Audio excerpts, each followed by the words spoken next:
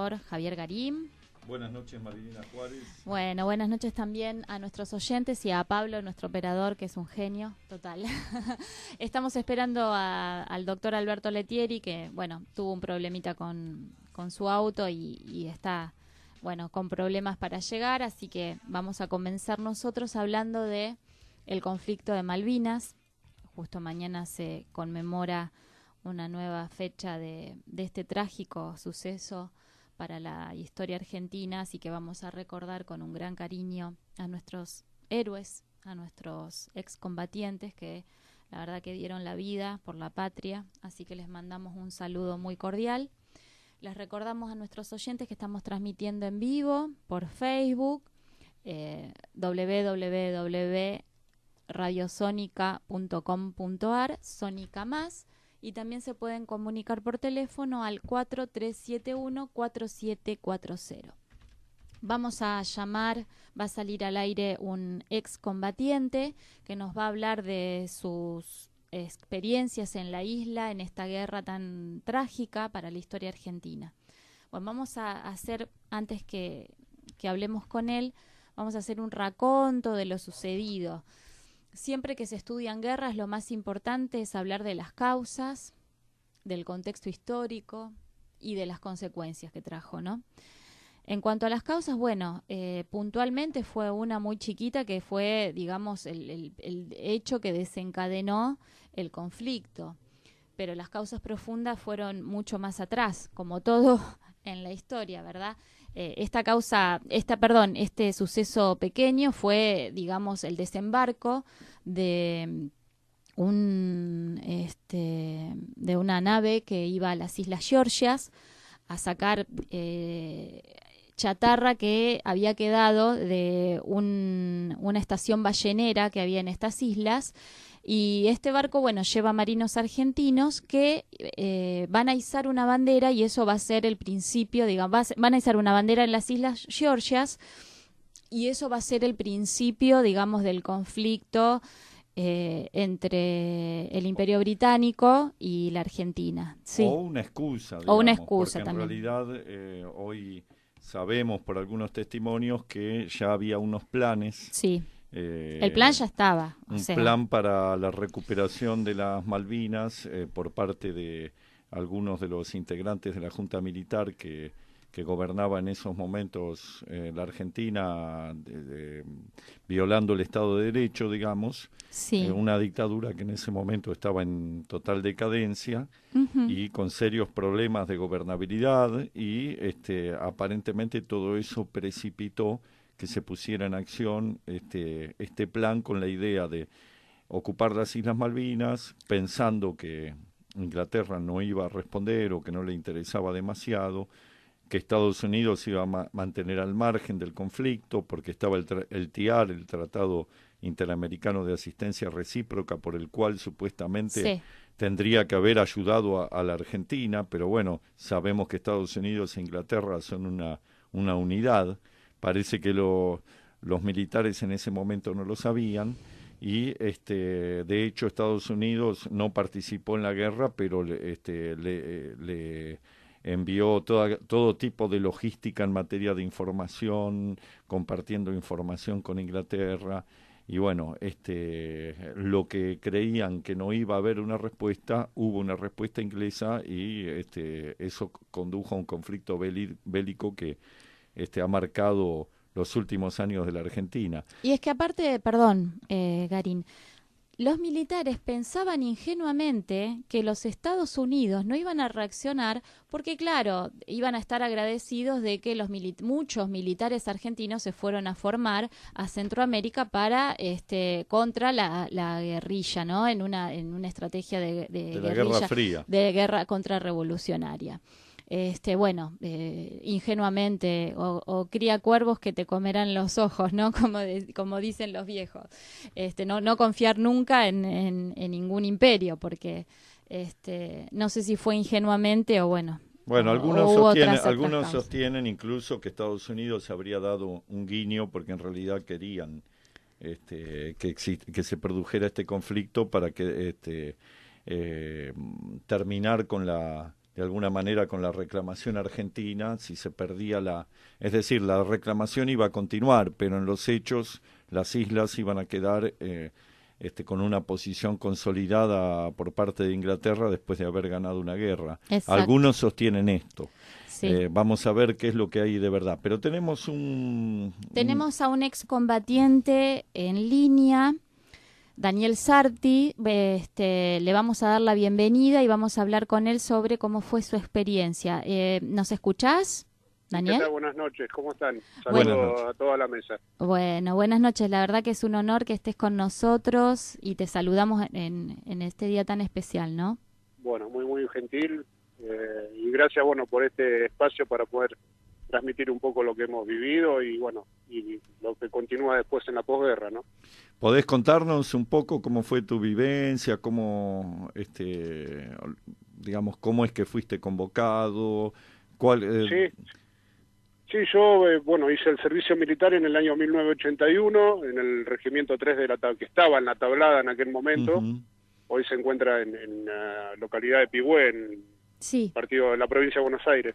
Sí. Yo salgo en la primera baja y después del 2 de abril me convocaron nuevamente para presentarme al regimiento, porque nuestra clase, que soy clase 62, todavía estaba bajo bandera.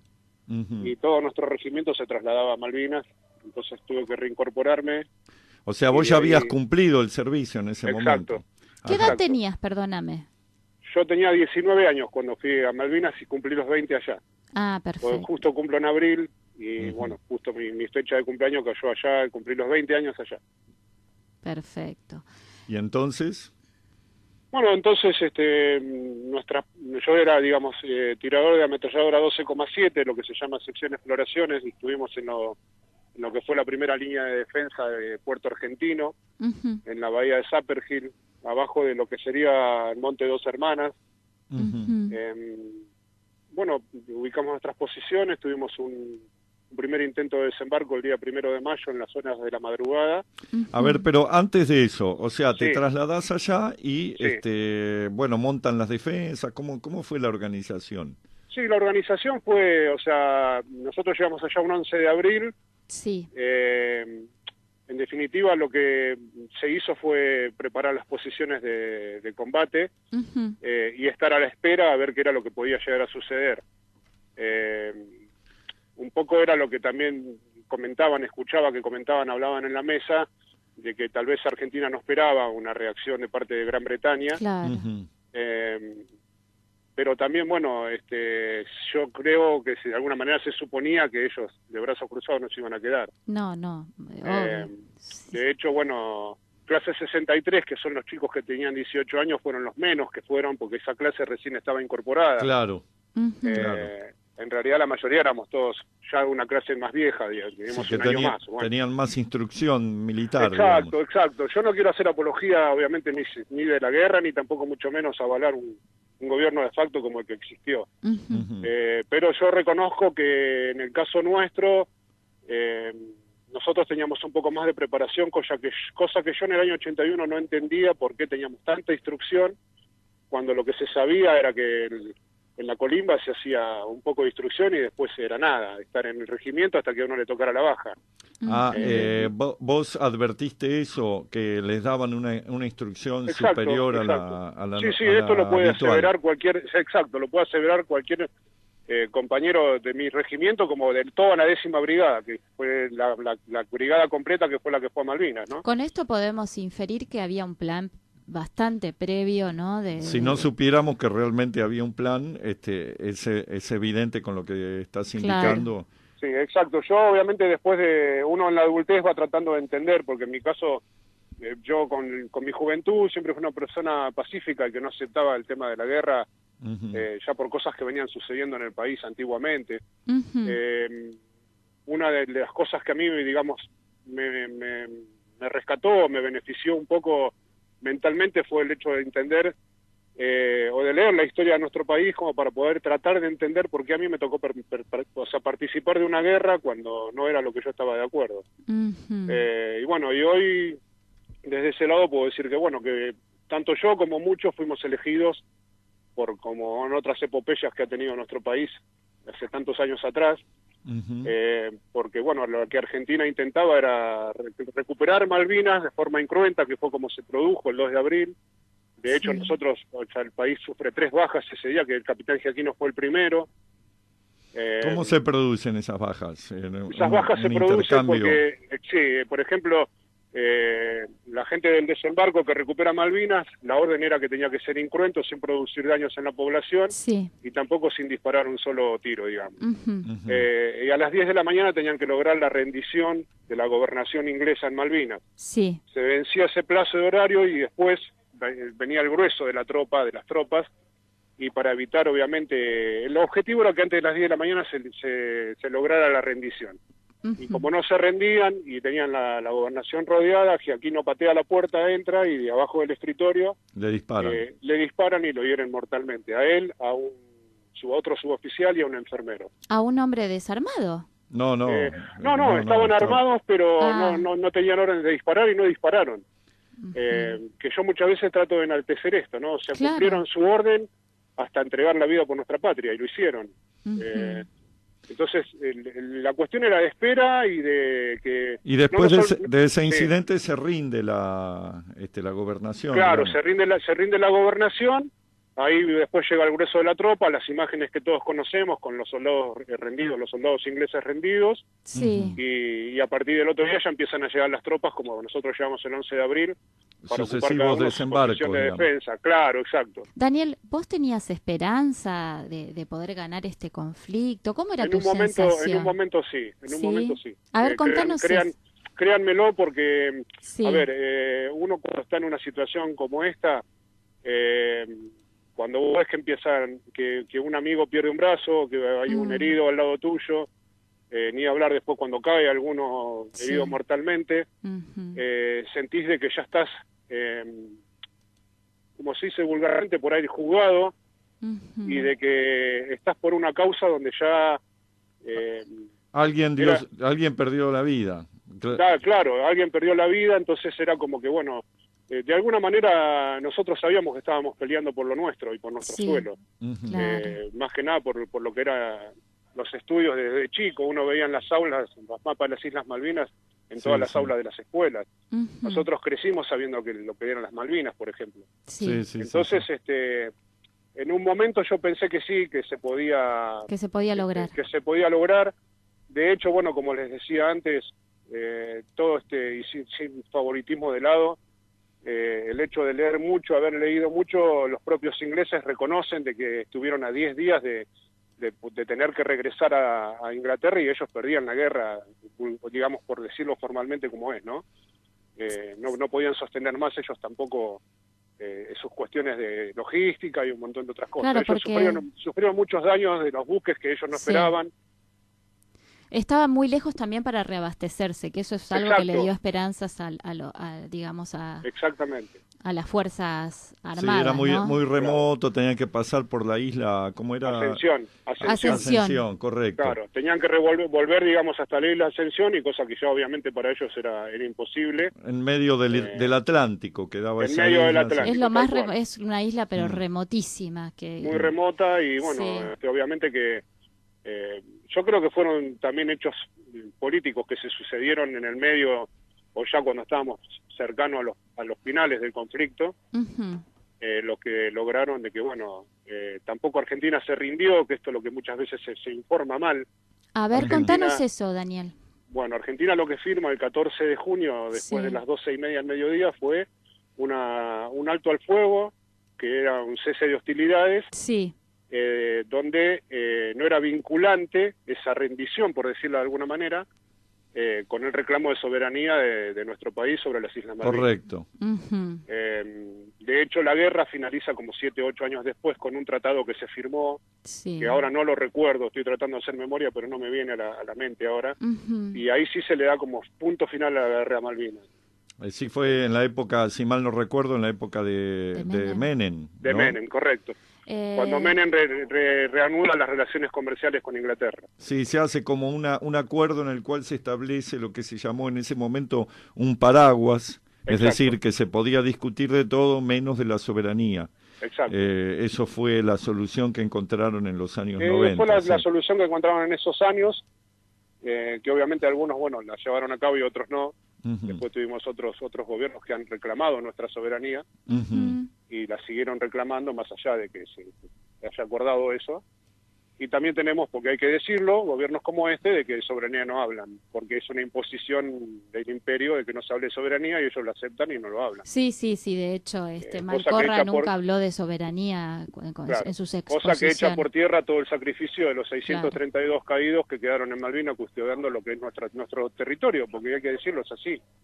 Y esto va más allá de cualquier ideología o de salvatajo y que estaban tratando de hacer los militares. O sea, yo siempre hago una comparación y yo este tipo de cosas las explico porque fue lo que a mí me rescató, digamos. Yo vine muy mal psiquiátricamente y psicológicamente, como la mayoría de todos los que estuvimos ahí.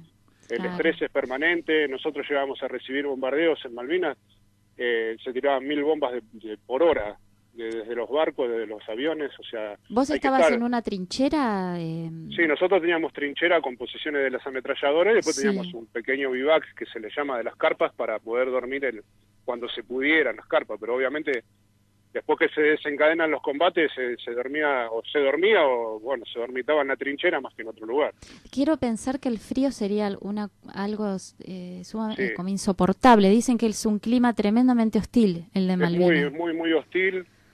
Nosotros cavábamos pozos de 1 metro de profundidad para hacer las trincheras y brotaba agua de las paredes de los pozos. Claro, mucha humedad. Un clima frío húmedo, claro. Mucha humedad, estabas permanentemente mojado. Yo de hecho volví con pie de trinchera, que bueno, por suerte lo pude sacar adelante y no tuve algunas consecuencias a futuro, pero bueno, por suerte digamos que pudieron resolver esa cuestión. Pero sí, el clima es muy hostil, es muy frío. Y bueno, estaba, digamos, ¿estaba adecuadamente preparado para el clima el soldado o no, en realidad yo creo que a nosotros nos faltó un poco de lo que era otro tipo de vestimenta u otro tipo de abrigo.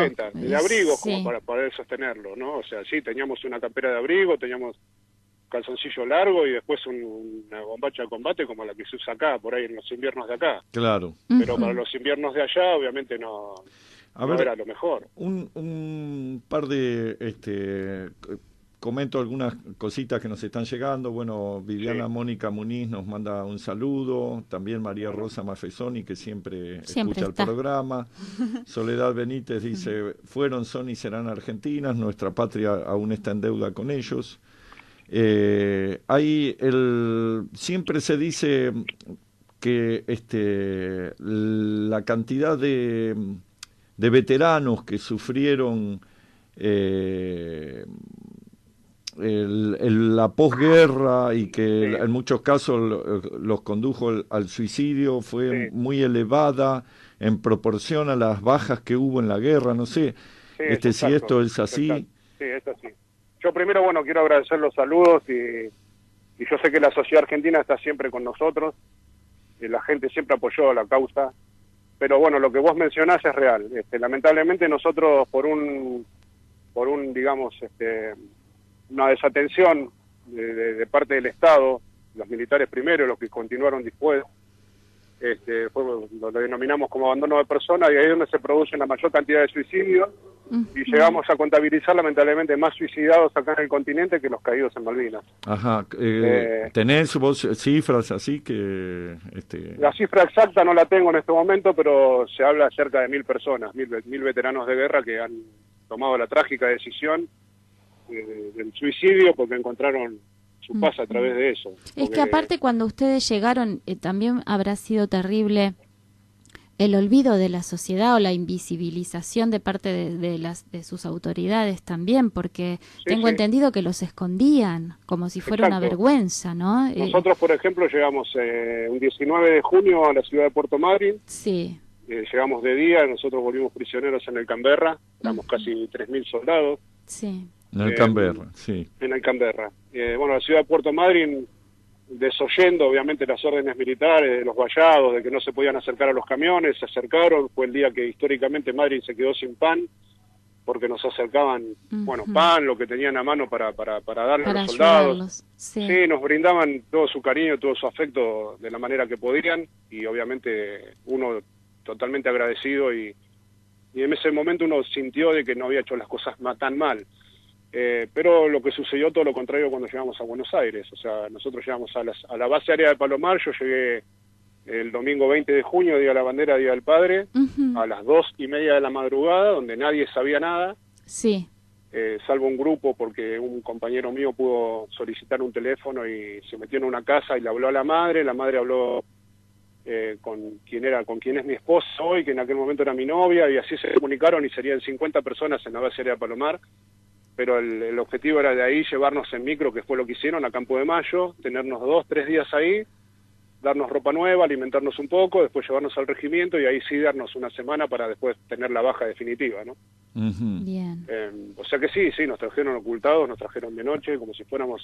Delincuentes. Una vergüenza, no sé. Como si fuera una vergüenza. Como si fuera una vergüenza, pero bueno, creo que ese fue, digamos, el primer error que cometen las Fuerzas Armadas, no hacerse cargo de esos veteranos de guerra. Nosotros lo único que queríamos era, sabíamos que todos teníamos problemas, y nos tuvimos que de un día para el otro encontrarnos en una sociedad donde nosotros no sabíamos qué pasó, qué había pasado, que estaba en la confusión, era muy grande. Entonces, de repente no teníamos ni atención médica, ni psicológica, ni nada, y empezaron a suceder todas estas cosas.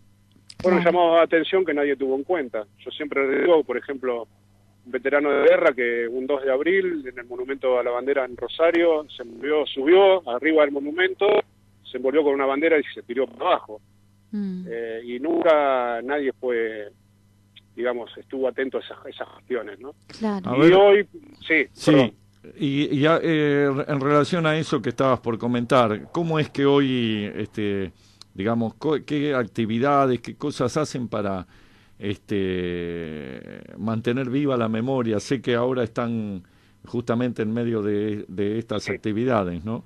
Sí, bueno, por ejemplo, los soldados empezamos a agruparnos, a encontrarnos por la calle, nos pedíamos los teléfonos, en aquel momento obviamente no había celulares, nada, y se empezaron a formar las instituciones. Nosotros formamos acá en 3 de febrero, que es el partido 3 de febrero, Caseros, bueno, Pablo Podestá, Martín Coronado, no sé si tienen conocimiento más o menos de cómo es el partido. Sí. Bueno, formamos la primera institución en 3 de febrero, donde la necesidad era más que nada poder hablar entre nosotros mismos, qué era lo que nos estaba pasando o cómo estábamos llevando adelante esto. Porque no teníamos dónde hacerlo. Nadie entendía. ¿Tuvieron inmediatamente asistencia del Estado? ¿Cobraron pensión? Nada. Nada, en absoluto, nada. Los únicos que fueron atendidos en los hospitales militares fueron los heridos, nadie más. Después nadie se preocupó por cómo continuaba la vida.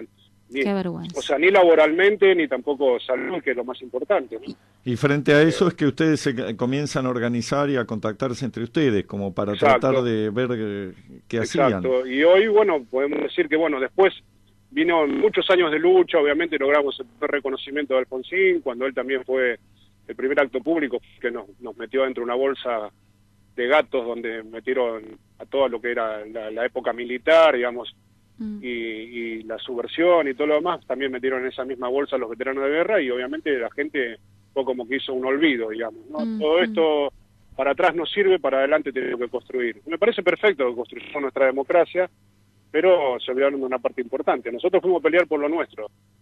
Lo demás era toda política que no teníamos nada que ver. Correcto. Pero, y ustedes estaban cumpliendo órdenes y rindiendo su servicio a la patria. Claro. Pero vos fijate cómo es que primero los militares nos culpaban a que habíamos perdido la guerra por los soldados, y hoy salen a decir que gracias a los soldados, ¿entendés? O sea, el discurso va cambiando constantemente. Y a 37 años que se están por cumplir ya de Malvinas, nosotros tenemos que seguir saliendo a decir la verdad nuestra, cosa que quisieron callar, como era costumbre en aquel momento, porque la orden fue que no habláramos, que nos mantuviéramos callados, y eso fue lo peor que a muchos los llevó a la determinación del suicidio. Yo hice todo lo contrario, por ejemplo, yo me dediqué siempre a hablar, y como trataba de explicar en un principio, a través de la lectura, porque yo llegó un momento en mi vida que tuve que entender por qué me tocó estar en una guerra, todas las miserias y todo lo que eso lleva adelante. Y para poder sanar mis heridas tuve que entenderlo, y lo entendí a través de la historia, leyendo la historia de mi país. Te hago Que más allá de cualquier ideología o connotación, Argentina tenía que recuperar antes del 3 de enero de 1983 porque se vencían los 150 años de usurpación ininterrumpida. Y no podíamos reclamar más nada de derechos sobre nuestra Patagonia ni tampoco las Islas Malvinas. Perfecto, Daniel. Mira, ahora que estás contando algunas de las cosas que vos contás, yo las recuerdo, soy de una clase 64. Ajá. Pero en la escuela, igualmente como en tu caso, permanentemente nos hablaban de las Malvinas, era una causa nacional muy sentida, a través de los sucesivos gobiernos, ¿no? Porque yo atravesé distintos gobiernos. Estoy hablando con una radio. Perdón, ¿eh? Sí. Sí. No, ya está, pues estoy en el centro veterano, como les decía, pero bueno, no hay problema, sigamos. Entonces, era una causa muy sentida para el pueblo en general, se nos educaba con el reclamo de Malvinas, los sucesivos gobiernos de distintos signos al mismo tiempo habían mantenido la reclamación diplomática, en la época de Ilia que se consiguió la resolución famosa de la ONU que fue como un gran triunfo diplomático. ¿Qué decía esa resolución? Y era la resolución, si mal no recuerdo, la 4065 del año 1965. El año 65, sí, correcto. Era una resolución en donde instaba a Inglaterra a abrir negociaciones por la soberanía. Claro. Hubo una serie de actos, incluso en la época del último gobierno de Perón, donde Inglaterra planteaba la posibilidad de llegar a un acuerdo con Perón de doble bandera. Viñes, hay que decir que el canciller de Perón trabajó mucho sobre eso, sobre lograr una doble soberanía que podrá sonar un tanto ingrato, pero que Perón decía, una vez que estemos allá no nos saca nadie. Sí, en realidad fue una propuesta de los mismos ingleses, que en ese momento no lo consideraban prioritario tener las Islas Malvinas en forma exclusiva, querían llegar a un acuerdo. No se logró. Después viene toda esta situación de la dictadura militar, y en el momento en que se produce el retorno de los porque yo recuerdo viviéndolo desde acá, ¿no? Como cualquier argentino en ese momento, en primer momento la alegría que todos sentimos por una causa muy sentida que fue la de las Malvinas, porque ahora algunos dicen no, yo estaba en contra, pero la verdad que los que estaban en contra se habrán callado, porque en realidad el pueblo estaba contento en ese momento sin medir tal vez las consecuencias, ¿no? Con la recuperación. Sí, lógicamente. Yo creo que el pueblo fue engañado igual que nosotros en un montón de aspectos. Exactamente. Y no obstante eso, el apoyo que siempre tenemos del pueblo es incondicional. Y después lo sentimos en cada desfile. Y después se produce esa situación en la cual se pierde la guerra, que fue como, digamos, en algunos, no sorpresa para ustedes, pero en el continente, en la sociedad que no participaba de la guerra había sido engañada en cuanto al curso de la guerra. Exacto, y de la mañana a la noche nos encontramos con que la guerra se había perdido y no había una explicación de cómo había pasado cuando hasta el día anterior decían que se iba ganando. Exacto, que vos fijate que, por ejemplo, un ejemplo es el del Canberra. Yo tengo revistas, diarios guardados de la época donde el Canberra se lo hundió 3 veces y después el mismo diario publicó que los soldados volvían en el Canberra. Claro, todo esto es entendible desde la sociedad. La sociedad fue defraudada. Pero esto después, no es vuelta de hoja. para digamos, coincidir con lo que vos estás planteando, sucedió este regreso que nadie los vio a los soldados. Y ni se habló más, porque se entró en lo que se conoció como el proceso de desmalvinización. Había que calmar el nacionalismo, había que calmar las reivindicaciones, había que ponerlo todo diluido, de eso se ocupó, digamos, el gobierno radical, por lo menos durante un tiempo, y lo peor de todo fue que empezamos a ver a los veteranos apareciendo en los trenes pidiendo limosna. Algo terrible. Es verdad. Y eso fue, digamos, donde volvimos a ver a los veteranos de Malvinas, aquellos que no habíamos estado en la guerra, ¿no? Pasando en los vagones, Fue una cosa vergonzosa, Terrible. muy vergonzosa. Fue una etapa muy dura. Vos calculás que, por ejemplo, yo soy una persona que estudió, que bueno, tenía cierta preparación, nos querían dar trabajo y a mí me querían dar trabajo de ascensorista, por ejemplo, en ferrocarriles. Y yo dije, yo trabajo de ascensorista, ¿me querés encerrar en un ascensor? O sea, Claro. después de toda la que pasé, o sea, me termino volviendo más loco. Claro. O sea, una incoherencia tras otra durante todos estos años y lamentablemente llegamos a la conclusión de que no supieron qué hacer con los veteranos de guerra. Entonces nosotros tuvimos que salir a buscar todos nuestros espacios y a ganar todos nuestros derechos. Para parar el tema de los suicidios, nosotros tuvimos que empezar a hacer, en la provincia de Buenos Aires se formó la Federación de la Provincia de Buenos Aires de Veteranos de Guerra, donde 3 de febrero era la sede, digamos, social, y a través del ministro Bussi, que era ministro de Salud en la época de Dual de gobernador, logramos que nos dieran a lo que fue lo que se denomina hoy, sigue en funcionamiento, el programa de salud para veteranos de guerra bonaerense, Sí. donde ahí se empezó a preparar a psicólogos y psiquiatras sobre estrés postraumático de guerra, que acá no hay experiencia sobre No, eso. para nada, que lo habían tenido también este estrés postraumático en la Primera Guerra, habían quedado muchos soldados con catatonia, inclusive, terrible. Sí, hubo en todas las guerras un lógico estrés sí. postraumático. El tema es que acá aparentemente eso se ignoraba, ¿no? Estaba totalmente ignorado. Yo siempre digo que hubiera sido muy sencillo para los veteranos de guerra si las Fuerzas Armadas, cada fuerza se hubiera hecho cargo de sus veteranos de guerra cuando volvimos. Yo creo que las cosas hubieran sido distintas. ¿Vos bajo bajo el mando de quién estabas? El regimiento estaba bajo el mando del general Comini, si mal no recuerdo. ¿Cómo era un día tuyo en Malvinas? Y los primeros días eran días de espera, de angustia, no de angustia, de no saber, bueno, qué De iba a ansiedad, pasar. capaz, ¿no? De ansiedad, exacto, esa era la palabra, ansiedad, por no saber qué iba a pasar. Sí. Hasta que, bueno, comienza el tema del primer bombardeo, el 1 de mayo, como les dije, que fue nuestra primera incursión en combate para replegar ese intento de desembarco, que fue positivo y de hecho por eso después desembarcan 20 días después en el estrecho de San Carlos. Y una vez que comenzó eso, bueno, ya en los primeros momentos, obviamente el primer bombardeo fue de miedo, porque uno no sabía qué estaba pasando, lo desconocido. Claro. A ver, ¿cómo No fue ese primer bombardeo que se hacía? Sí. ¿Por vía aérea? Por Sí, no, vía naval. Nosotros vía recuerdo, naval. yo recuerdo que ese 30 de abril, durante el día, se presentaron frente a las costas donde estábamos nosotros 3 buques grandes, Sí. que se veían las siluetas nada más. ¿Esos buques fue una sorpresa para ustedes o les Sí, habían sí, dicho sí, que no, iban a no. aparecer? No, fue una sorpresa total. Ujú. Hicieron lo que denominamos nosotros un ablande psicológico, hasta que después, tipo 4 o 5 de la tarde, desaparecieron. ¿Un ablande Y- psicológico que es bombardeo? Mostrarse, mostrarse. Ah, nada mostrarse. más. Intimidar, claro. La Claro. intimidar y la incertidumbre de no saber qué eran. Después Ujú. sí, obviamente, se supo que eran buques ingleses. Porque nosotros teníamos justo en nuestra posición un radar y detectaba toda la barría, toda la costa nuestra, al frente nuestro. Bueno, y después a las noches, a las 2 de la madrugada, fue cuando empezamos a escuchar los primeros bombardeos, que estábamos durmiendo dentro de las carpas, como les dije. Sí. Y bueno, yo recuerdo que temblaba como una hoja de papel al viento. Y un amigo mío me dice, ¿qué está pasando? Y digo, no sé, son bombas, qué sé yo. Aparte el ruido debe ser, te No, debe el ruido dejar es sordo. ¿no? terrible porque escuchábamos las explosiones, no sabíamos dónde se estaban dando las explosiones.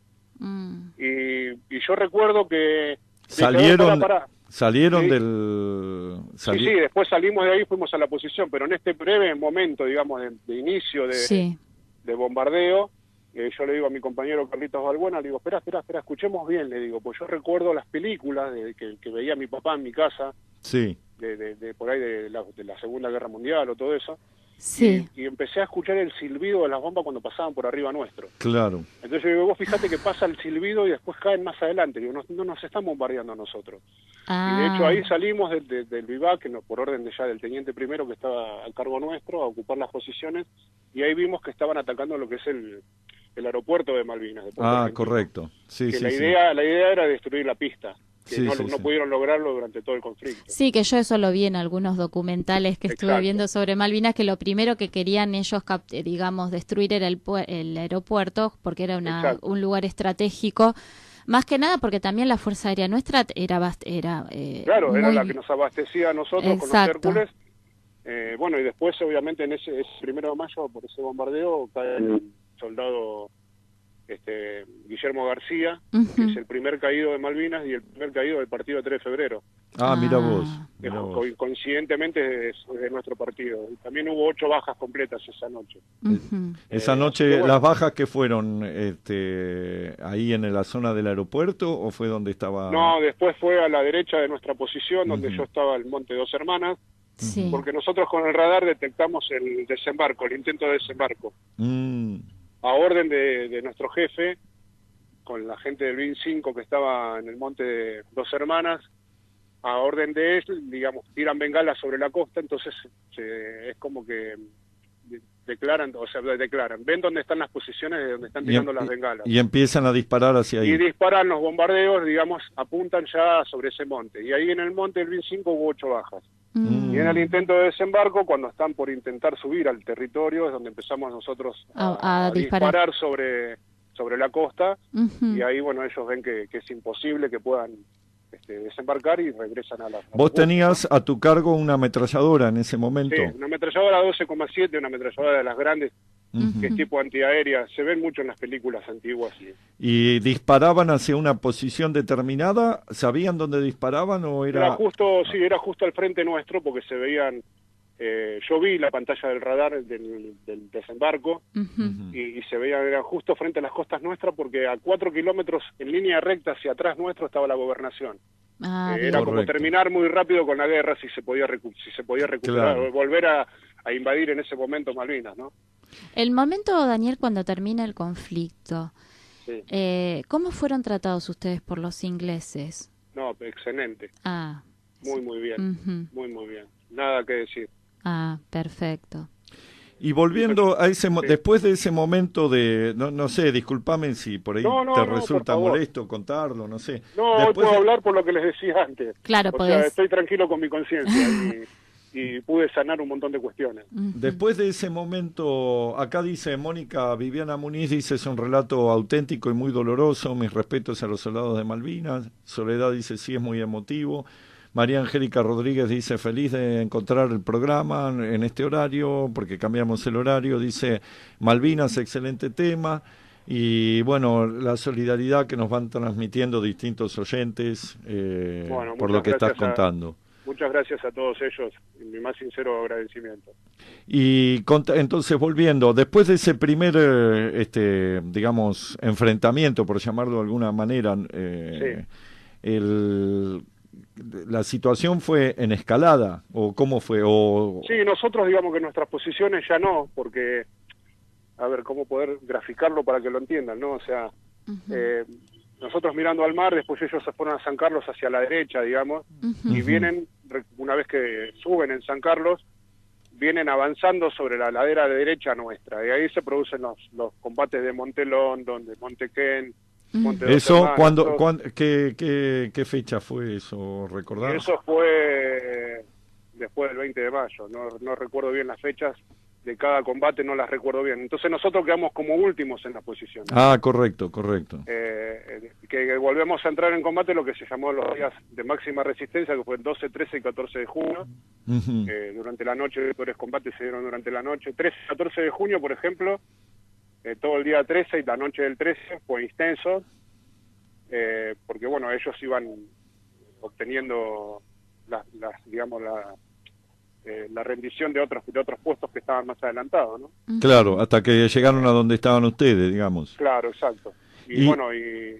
Y siempre se dijo que en ese momento las tropas británicas venían con una superioridad logística por el hecho de tener visión nocturna, ¿es verdad esto? Sí, ellos tenían visores nocturnos, que facilitaba obviamente muchas cosas para ellos, ver el tema de dónde estábamos ubicados nosotros, las posiciones y ese tipo de cosas. Claro, aparte estamos hablando de la primera potencia mundial naval, o sea, exactamente. Equipados. Yo siempre trato de destacar un poco, lo mío es personal y me lo guardo conmigo, pero yo siempre digo, si nosotros peleamos con la primera potencia mundial y peleamos como peleamos, con honor y con orgullo, ¿qué habría que hacer para homenajear a los 632 caídos que tenemos en Malvinas? Porque ellos dieron todo por esto. Sí. La verdad que el sí. 14 de junio yo nunca me olvido que a las 12:15 de la mañana, antes de que se firme la rendición, muere mi amigo, que lo habrán sentido nombrar, supongo, que el maestro soldado Julio Rubén Cabo, que él fue a Malvinas como voluntario. Sí. Él fue Miguel, voluntario. Por ejemplo, sí. Fue voluntario. Él muere en Malvinas y a los pocos, al mes, nace su hija, la primogénita de él, se llama Julia María, y él obviamente no la pudo conocer. Entonces yo siempre trato de enaltecer esto, cosa que acá lamentablemente siempre trataron de denostar la causa Malvinas por el proceso de desmalvinización que venimos hablando. Que bueno, por suerte hace unos años que se está volviendo, ¿no?, a recuperar la memoria. Igual hay muchas historias que recién ahora están saliendo a la luz, ¿no? Sí, vos fijate que esa es una de las cosas que nosotros salimos a hacer, hablar, charlas en los colegios, sí. Por ejemplo, porque a los chicos hay que hablarle, y yo creo que a los chicos hoy en las casas no se les habla. De montones de cosas, de la resiliencia, de que a mí me tocó esto y que ellos tienen que hacer todo para que esto no vuelva a suceder, porque esto es un país maravilloso. Y Daniel, tenemos que permitir que nos pase. Sí, por supuesto. Sí. ¿Qué opinión te merecen las películas? Que habrás visto alguna que no, son todas una porquería. Ah, bien. Todas. ¿Sabés qué pasa? Disculpame, sí. ¿no? Pero no, decime. Yo trato de mantener una postura y siempre la misma, ¿no? Porque es lo que me enseñaron. Pero lamentablemente todas las películas que se hicieron hablan de los chicos de la guerra. Sí. Y yo te puedo garantizar que más allá de la edad, todos nos comportamos como hombres. En algún momento dejamos de ser chicos, nos fuimos más chicos. Es algo que justamente yo siempre critiqué de estas películas, que los mostraba siempre a los pibes vos como pobrecitos, nosotros, como dando nos muestran como victimarios, cuando nosotros no somos víctimas de nada.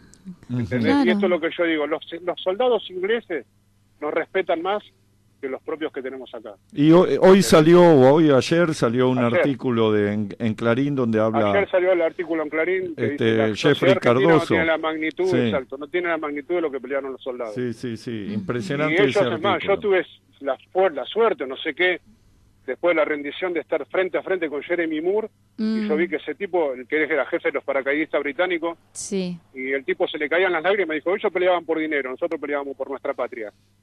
Y te lo dice en inglés. Claro, o sea, creo que lo dijo también el general Balsa en una oportunidad. Y eso, vos con tus compañeros lo vivieron efectivamente así, en esos días de combate, ¿sentías en tus compañeros esa convicción? Sí, total y absoluta. Y sí, es una hermandad. Yo te digo que hay un antes y un después del comienzo de la guerra, ¿entendés? El antes es decir, ¿qué estamos haciendo acá? Y el después es decir, no, pará, estoy por lo mío y estoy por los que van quedando acá. Claro. Nosotros tenemos héroes que quedaron allá, custodiando lo nuestro. ¿Volviste a Malvinas, Daniel? No. ¿Te gustaría...? Por un lado me gustaría, pero por otro lado no quiero volver. Porque esa es otra de las cosas que a veces uno critica. Que me impongan a mí sellar un pasaporte para volver a mi tierra. Sí. Es tremendo.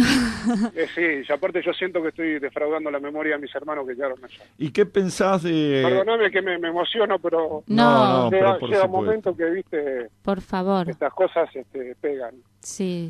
María, y obviamente que por otro lado quiero ir a rendir un homenaje allá. Claro. Por suerte, hace 20 días atrás que viajó el último contingente, viajó la mamá de Julio Cabo, de mi amigo, que por fin pudieron reconocer la tumba de él, o sea, hay muchas cosas con las que... ¿Y cómo vivís eso de que del tema del cementerio, del reconocimiento de los restos? ¿Cómo? No, lo vivo como algo muy positivo, porque obviamente cada familiar necesita saber dónde están sus deudos. Claro.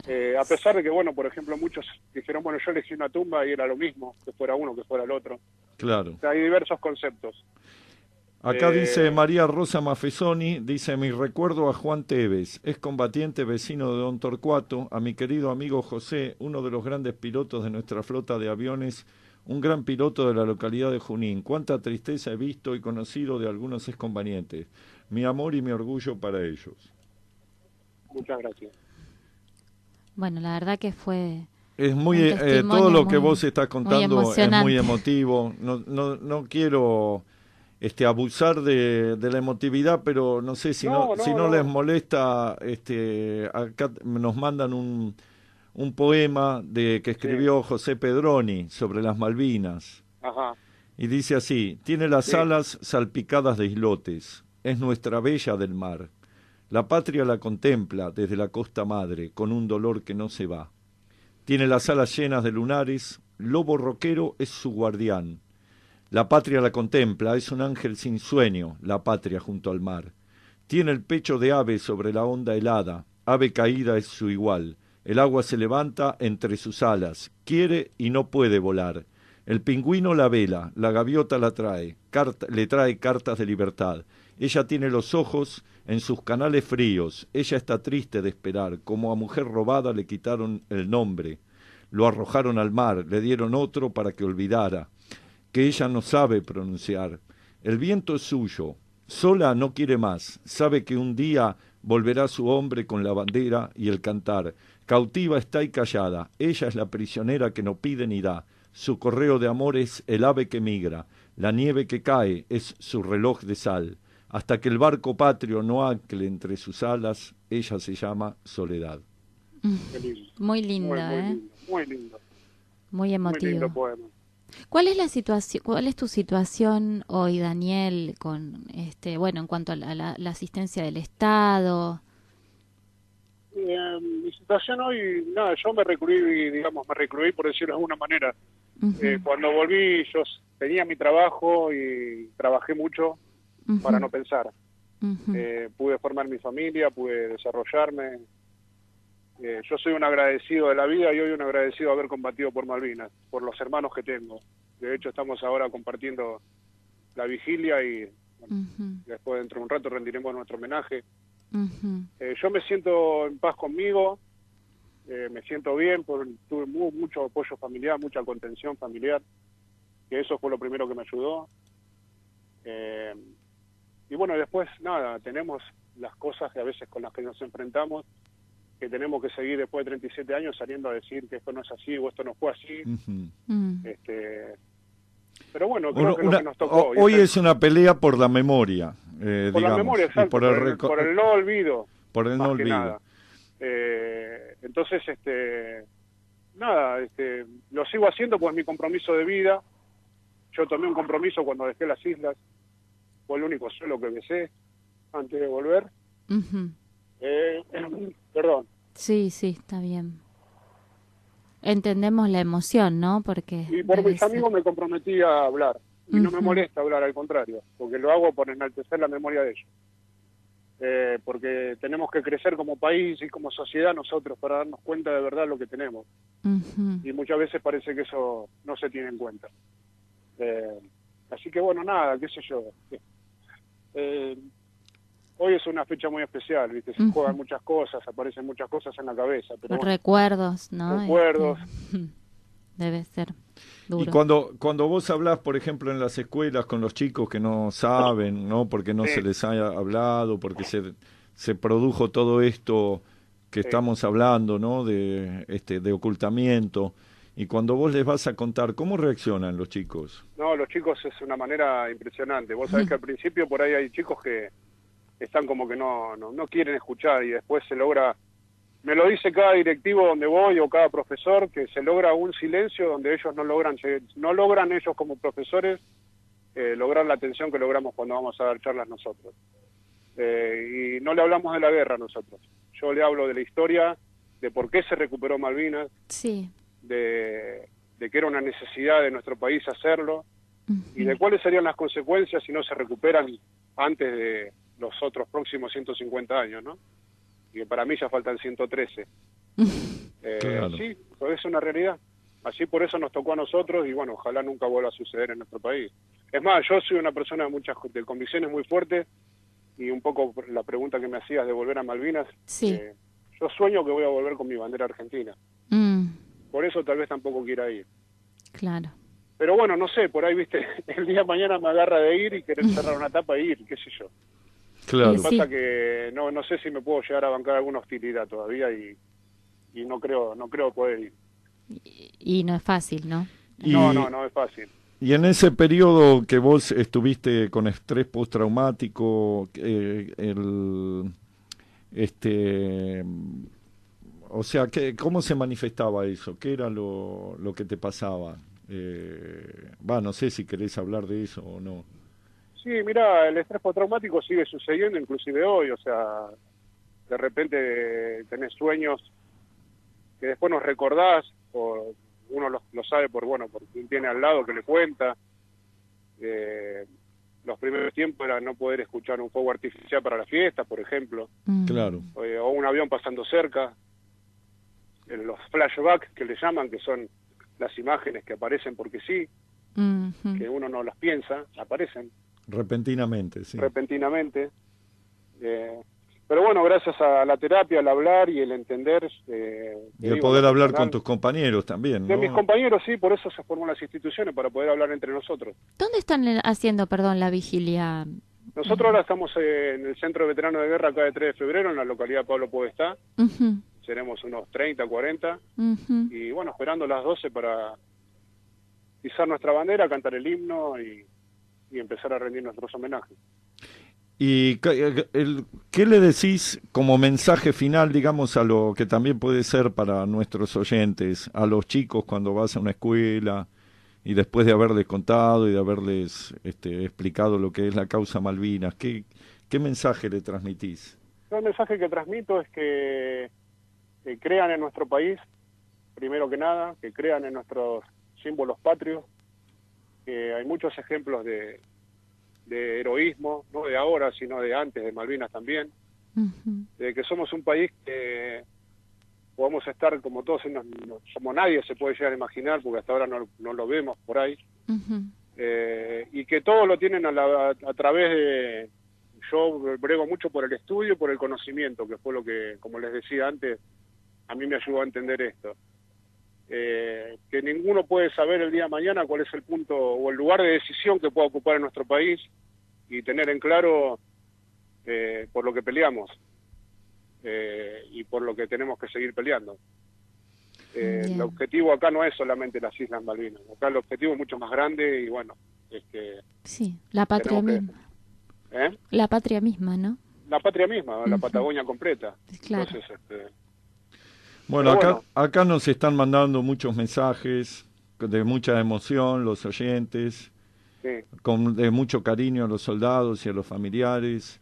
María Rosa nos vuelve a mencionar a otro excombatiente, Esteban Tries, que dice que amigo mío, por ejemplo, en el propio regimiento. Y yo voy a recordar también a los excombatientes de Ciudad Evita que han caído y quiero que los recuerdemos con un gran cariño también, ¿no? Por supuesto que sí. Nosotros te queremos agradecer mucho que nos hayas dedicado este tiempo y desde ya, transmitirte todo el orgullo, el cariño que sentimos por ustedes, por los veteranos de Malvinas. Y no sé, solo se me ocurre que podemos terminar este programa diciendo lo que alguna vez nos enseñaron a decir y que tantas veces olvidamos, que es viva la patria, viva nuestra patria, nuestra querida Argentina. Viva la patria. Bueno. Yo el agradecido soy yo, les agradezco a ustedes la comunicación. No, por favor. Espero haber estado a la altura de las expectativas de ustedes y de la audiencia. Y la cantidad de mensajes que nos están llegando es impresionante. A la altura y más que a la altura todavía. Bueno, muchas gracias. Y quedo dispuesto, como te dije hoy por WhatsApp. Perfecto. A que, cuando ustedes lo dispongan, esta es una cuestión de vida para mí también. Sí. Entonces estoy dispuesto a ir al radio, al piso de ustedes. Sí. Vamos a arreglar para en un futuro no muy lejano, que puedas estar acá en el estudio. Y poder hablar con más extensión de todo lo que nos has estado contando, ¿no? Cuántas cosas que por ahí uno van quedando en el medio o en el camino y que uno a veces quiere transmitir y por ahí no puede, con las palabras no alcanzan, pero bueno. Así que muchísimas gracias a ustedes por el contacto. Muchísimas gracias a vos. Y saludos a todos a toda la gente que vos me pedías una reflexión final. Sí. Cada 2 de abril se acuerden, no solo de los veteranos de guerra. Los veteranos de guerra andan por la calle y muchas veces es muy bueno que uno le dé la mano. Sí, es muy importante. Y ese reconocimiento del veterano de guerra lo necesita permanentemente, porque se sintió olvidado mucho tiempo. Entonces, un gracias suficiente a veces es suficiente. Bueno. Y reconforta mucho el alma, sana el alma.